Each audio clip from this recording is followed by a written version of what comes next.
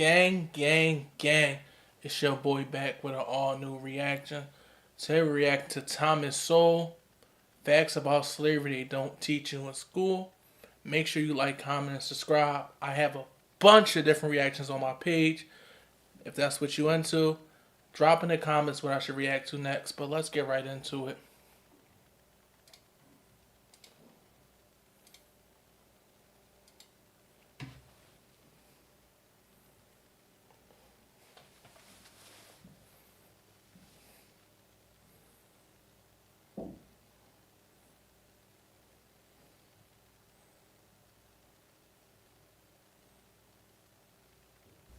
The instrumental use of the history of slavery today also underlies the claim that slavery grew out of racism. For most of its long history, which includes most of the history of the human race, slavery was largely not the enslavement of racially different people, for the simple reason that only in recent centuries has either the technology or the wealth existed to go to another continent to get slaves and transport them en masse across an ocean. The only two other periods of slavery I know about is when you read the scriptures, the Old Testament, you see the Jews used to enslave each other for a period of 7 years, and anytime they went to war with another group, they would enslave those people too. But the slavery in the Bible sounds a lot different than the horrible slavery of the Atlantic slave trade. And then I know they had some type of slavery in Egypt, some type of slavery system, but that still doesn't seem as racist and as harsh as the Atlantic slave trade was. People were enslaved because they were vulnerable, not because of how they looked. The peoples of the Balkans were enslaved by fellow Europeans, as well as by the peoples of the Middle East, for at least 6 centuries before the first African was brought to the Western Hemisphere. Before the modern era, by and large, Europeans enslaved other Europeans. What? Asians enslaved other Asians. Africans enslaved... Bro, I never heard about Europeans enslaving other Europeans or slavery in Asia at all. That's something that they never taught in public school. At my school, at least. Other Africans. And the indigenous peoples of the Western Hemisphere enslaved other indigenous peoples of the Western Hemisphere. Wow. Slavery was not based on race, much less on theories about race. Only relatively late in history did enslavement across racial lines occur on such a scale as to promote an ideology of racism that outlasted the institution of slavery itself. Wherever a separate people were enslaved, they were disdained or despised, whether they were different by country, religion, caste, race, or tribe. In East Africa, the Maasai were feared slave raiders, and other African tribes, either alone or in conjunction with Arabs, enslaved their more vulnerable neighbors. What? So Africans were enslaving their own people? There were tribes of slave raiders? As late as 1891, it was reported that Manyuema slavers had demoralized surrounding tribes, destroying crops, and famine reigned everywhere. Even in the early 20th century, Abyssinians were still raiding other Africans and carrying off slaves. That's crazy. It was 1922 before the British had gained sufficient control in Tanganyika to stamp out slavery there. The British stopped slavery in an African country? Bro, you never hear that it was white people stopping slavery in Africa. Arabs were the leading slave raiders in East Africa, ranging over an area larger than all of Europe. The total number of slaves exported from East Africa during the 19th century has been estimated to be at least 2 million. Wow. The form in which the story of slavery has reached most people today has been along the lines of the best-selling book and widely watched television miniseries Roots by Alex Haley. Challenged on the historical accuracy of Roots, Haley said, "I tried to give my people a myth to live by." A myth? Bro, growing up, my mom, grandmom, even schools used to show Roots. They made it seem like it was like a historical movie, and all the stuff we went through during that period, them coming over the ship, taking us, beating us, you know what I'm saying, R-wording us and all that other stuff. Some of it was false. I never heard that Roots was a myth. I thought it was on the line of like almost like a biopic or something. So I thought everything depicted in the Roots was really happening. So the fact that it's a myth and it was intentional is disgusting, bro. Instrumental use of history, or purported history, is open to the same objections as other instrumental myth-making.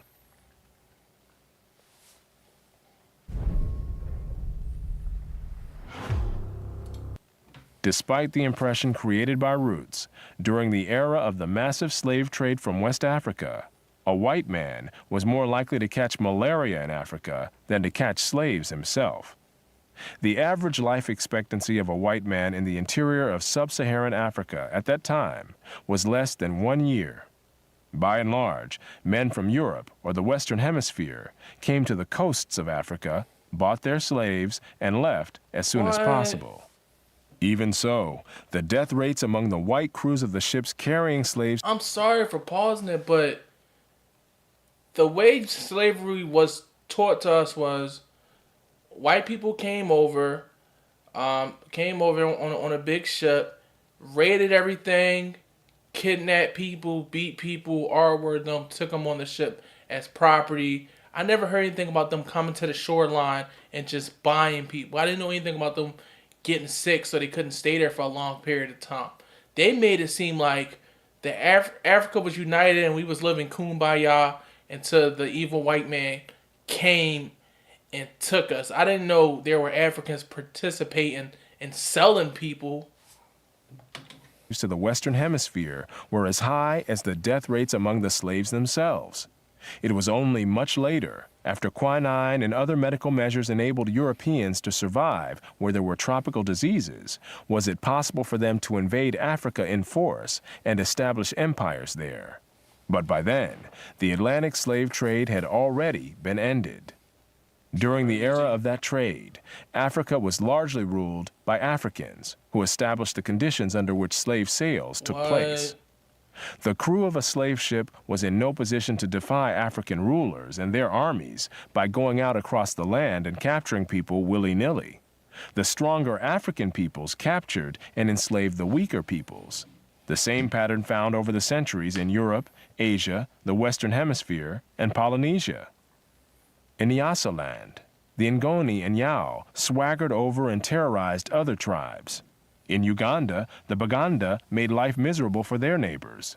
And the Nyoro and Hima of Anko enslaved Toro women and children. The Tutsi dominated the Hutu in Rwanda. The Maasai lorded it over the... Bro, he named like 10 different tribes and 10 different areas / countries.